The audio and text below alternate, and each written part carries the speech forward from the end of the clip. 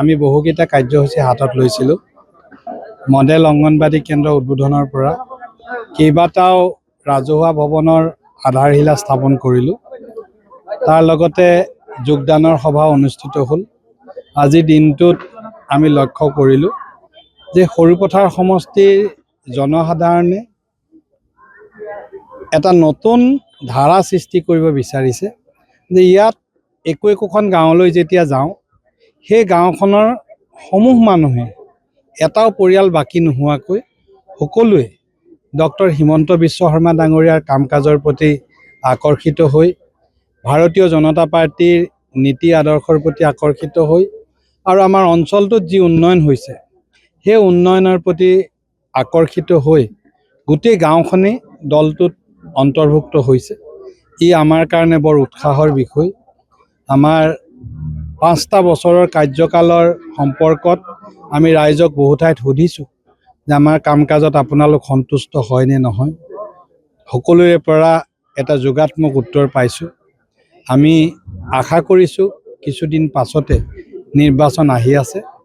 সৰুপথাৰ সমষ্টিত ভাৰতীয় জনতা পাৰ্টি বা NDA এক বিপুল সংখ্যক ৰেকৰ্ড সংখ্যক ভোট লাভ কৰিব আৰু অসমৰ কাৰণেই উন্নয়ন যে জনসাধাৰণৰ সমৰ্থন পোৱাৰ একমাত্ৰ মাধ্যম সেই কথা সৰুপথাৰ সমষ্টিয়ে প্ৰমাণ কৰিব।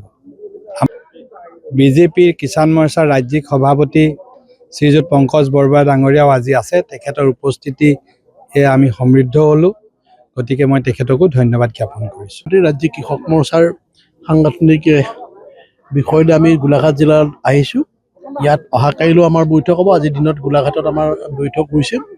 ইয়াত সৰুপথাৰ বিধানসভা সমষ্টিৰ বিধায়কৰ লগত আমি এই বিধানসভা সমষ্টিৰ কিছু অনুষ্ঠানত উপস্থিত আছিলোঁ। আমি কৃষকসকলৰ লগতো মত বিনিময় কৰিছোঁ আৰু এই অঞ্চলৰ কৃষকসকলে চৰকাৰী আঁচনিসমূহৰ সুবিধা সঠিকভাৱে পাইছে নাই এই বিষয়টো আমি পৰ্যালোচনা কৰিছোঁ। আৰু মুখ্যমন্ত্ৰী ডাঙৰীয়াই আমাক নিৰ্দেশ দিছিল যে কৃষক মৰ্চাৰ কাৰ্যকৰ্তাসকলে কৃষকসকলৰ দুৱাৰদলিলৈ গৈ পদূলিলৈ গৈ তেখেতসকলৰ যিবিলাক সমস্যা আছে কৃষকসকলে তেখেতসকলৰ উৎপাদিত সামগ্ৰীত সঠিক মূল্য পাইছে নাই, বজাৰ ঠিকদৰে পাইছে নাই, সেইখিনি আমাক খা খবৰ ল'বলৈ আৰু সেই অনুযায়ী অসমৰ প্ৰতিটো বিধানসভা সমষ্টিত আমি চোতাল বৈঠক অনুষ্ঠিত কৰিছোঁ। আৰু তাৰ কাৰ্যসূচী হিচাপে আজি গোলাঘাট জিলাত আমাৰ কাৰ্যসূচী আছিল। গোলাঘাটত হৈ গ'ল, ইয়াৰ পিছত সৰুপথাৰত হৈছে আৰু কাইলৈ আমি দেৰগাঁও বিধানসভা সমষ্টিত এই কাৰ্যসূচী পালন কৰিম।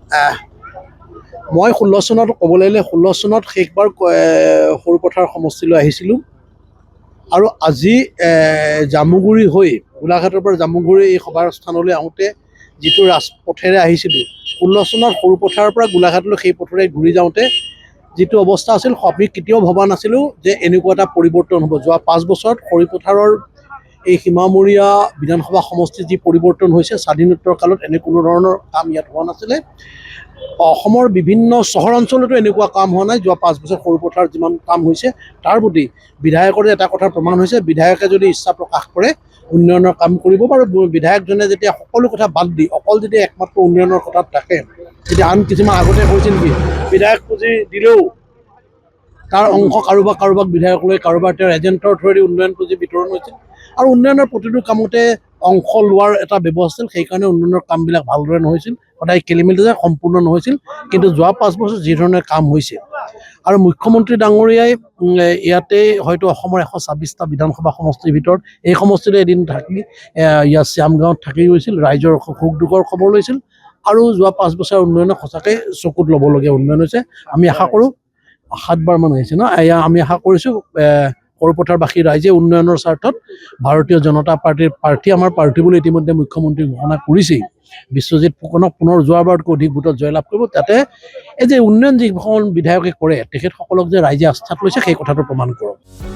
যিকোনো খবৰৰ বাবে যোগাযোগ কৰক আমাৰ এই নম্বৰত 9181 307 221।